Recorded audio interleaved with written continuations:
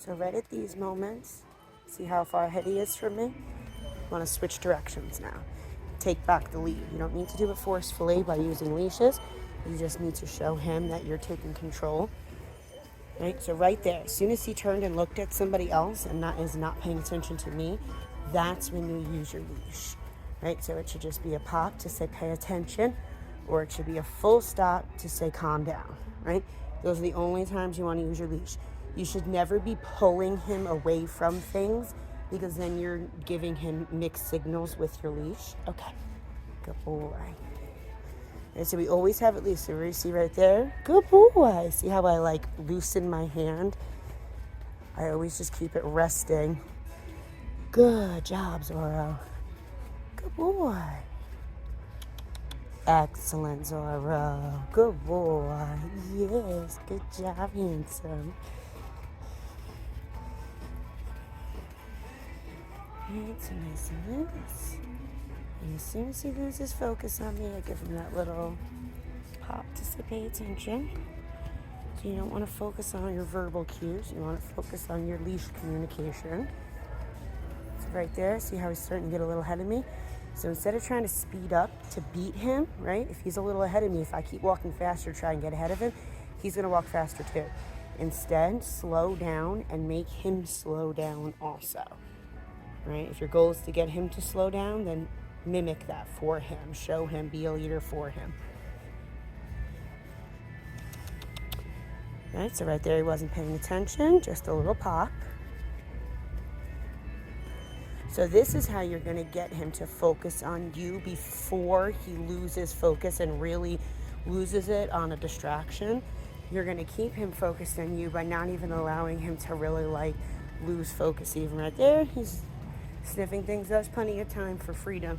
And that's when you're going to have him on like a long line or something, or like at your parents' house, wherever, to let him have that freedom to run around and roam. But right now we're in working mode. It's right there. Just a pop, just to say pay attention. It's a very light pop, enough to be forceful so that he feels it, but not enough that it's like a heavy-handed pop. It doesn't need to. And it's more of a quick snap of the leash than like this. A lot of times people want to do that. You don't want to do that. Or a lot of times people want to do this. See how he moved his head and he swerved a little bit? That's because he added pressure to that part right there. And it's going to be too much force for him.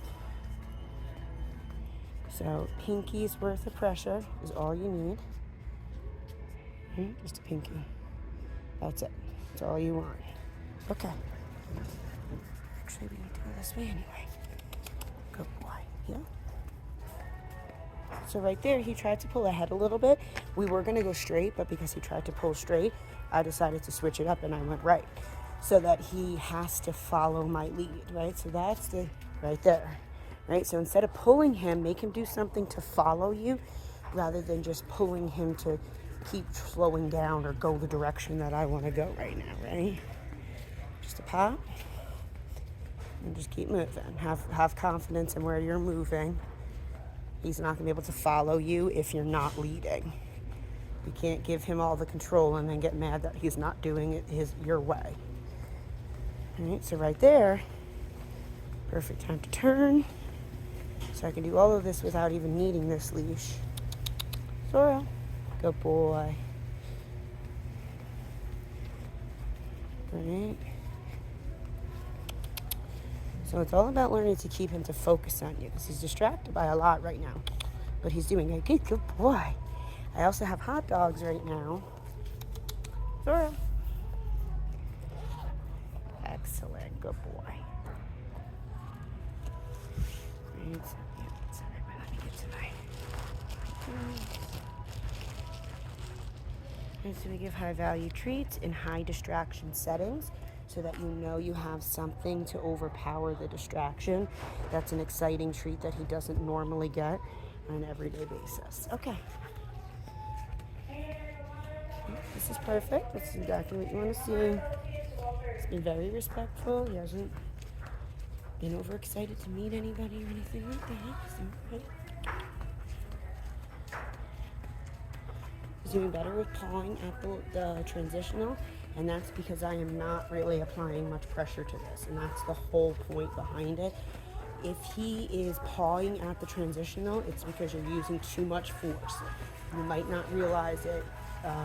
It's really difficult to be very loose with your leash when you're kind of nervous that he's going to react, but he's going to read that energy and it's not going to work out, right? So right there, because he kind of flipped a little bit with his leash, if I had applied tension there, I would have freaked him out more and he would have started bucking his head more, and you're better off releasing that tension and getting him to relax and calm down and kind of keep his mind off of the fact that that's on his face. He doesn't care that it's on there if there's no pressure, but that's when he does care, even this little good boy. But he has to understand that the only way that goes away is for my butt to hit the ground, and that's it, no other way. So it's going to be very cut and dry for him that he's going to know when we're walking, if he applies tension to himself, that means I'm going to have to stop moving now. So his goal is going to be, okay, to stay in the spot where pressure doesn't turn on, because his goal is to keep on moving.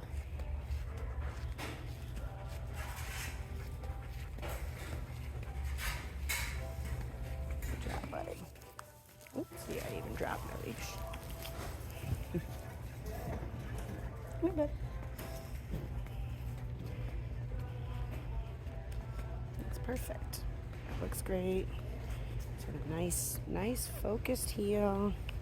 So let's look around and still be a dog, but if he's pulling or not focusing on you, then you need to take him to a calmer area where you can get him to relax, get into a calmer frame of mind, and focus on you rather than the distractions. If it's too hard for you to work through those distractions, then you're just not ready for that as a handler yet. And you should make your distraction level, in any way you can, make it a little bit easier, so that you can learn to become a really strong handler for him. That's really going to be a key factor in all of this. But this is great. I'm hoping the transitional will really help you guys. It really allows you to drive home those pops a lot better. Stop and smell your roses, buddy. I'm with you. Always time to stop and smell the flowers. Right, so those pops really drive home a lot faster when it's applying the pressure to the pressure points in his muzzle as well. But you're going to use a lot less force than you're expecting, especially if you were using a lot of force before to get him to focus on pops. Like, it's very little. And if you're needing to use more tension to get him to pay attention, then you need to be doing more stops and less pops. Red lights are way more effectful than yellow lights are. So if you make him do this every single time he gets ahead of you, okay. Okay.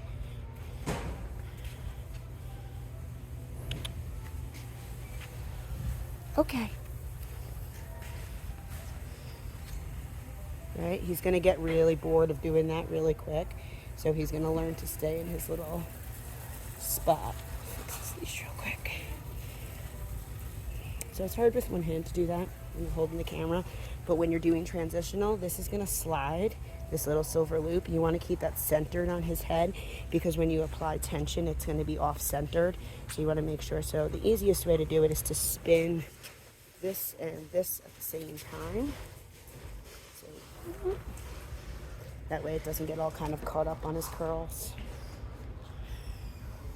And then you want your safety just about there so that it doesn't slide down. Okay. That's perfect. So hopefully that helps. Like I said, I'm going to take him up to Charlotte.